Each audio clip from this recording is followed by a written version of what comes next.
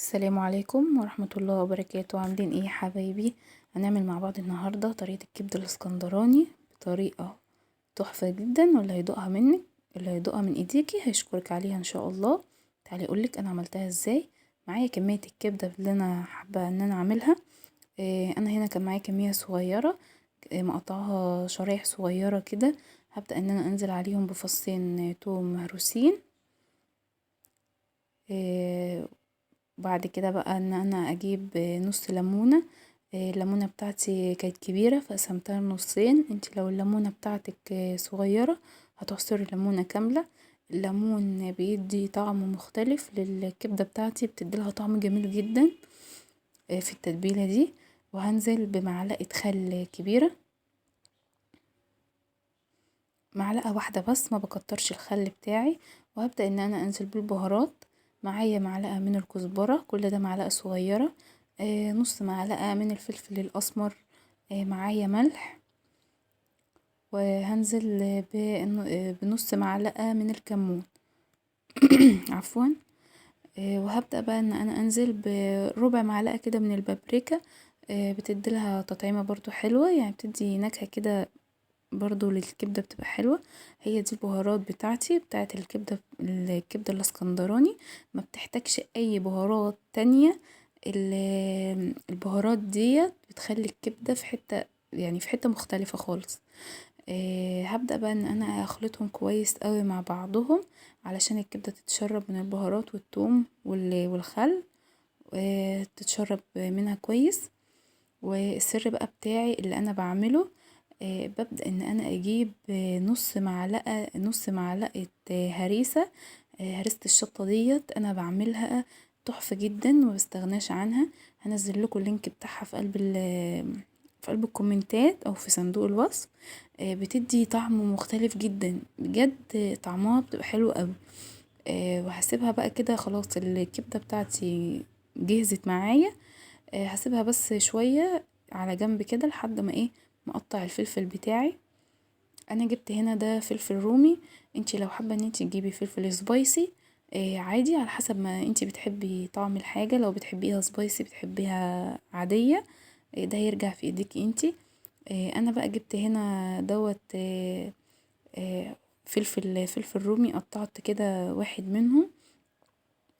هبدأ اقطعه كده بالطول، شرايح طولية.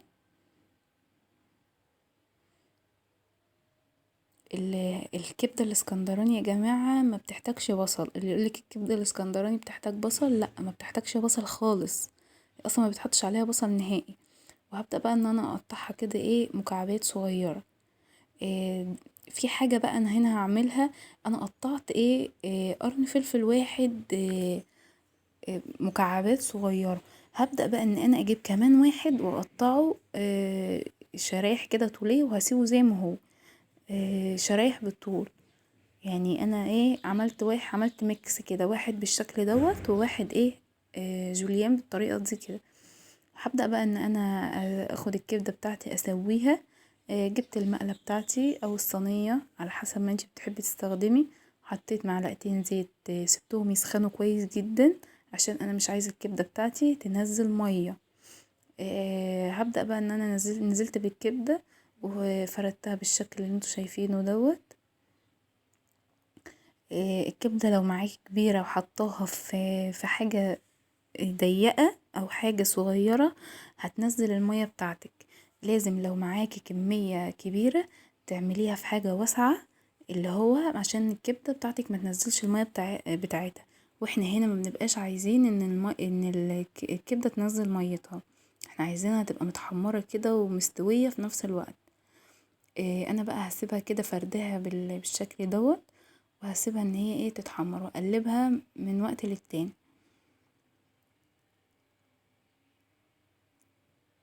جماعة ريحتها اول ما بتنزل، ريحتها شم الريحة بقى جميلة جدا، ريحتها بتبقى بجد تحفة خالص. نزلتها بقى كده وبدأت ان انا حمرتها بالشكل اللي انتوا شايفينه دوت، جميلة جدا. وهبدأ ان انا انزل بالفلفل بتاعي وهبدأ اقلبه. قلبته معاكم بقى كده. وهسيب الفلفل ان هو يدبل شوية، يعني هوطي النار حاجة بسيطة وهسيبه ان هو ايه، لو انتي بتحبي الفلفل بتاعك دبلان قوي هتسيبيه لحد ما يدبل. وما تقلقيش الكبدة مش هيجرالها اي حاجة. انا يعني ايه عايزاها نص نص كده، يعني مش دبلانة قوي. خليتها تاخد ايه يعني تقلبتين كده على النار. بصوا الكبدة جميلة ازاي. وهبدأ اطفي عليها واقدمها بقى. قدمتها بالشكل دوت مع شوية عيش بلدي، مع شوية سلطة طحينة، او شوية مكرونة، او رز ابيض. تقدمي جنبها حاجات كتير جدا، تبقى طعمها حكاية. بجد ما تنسونيش بقى في لايك وشير وسبسكرايب للقناة، تفعلوا زر الجرس عشان يوصلكم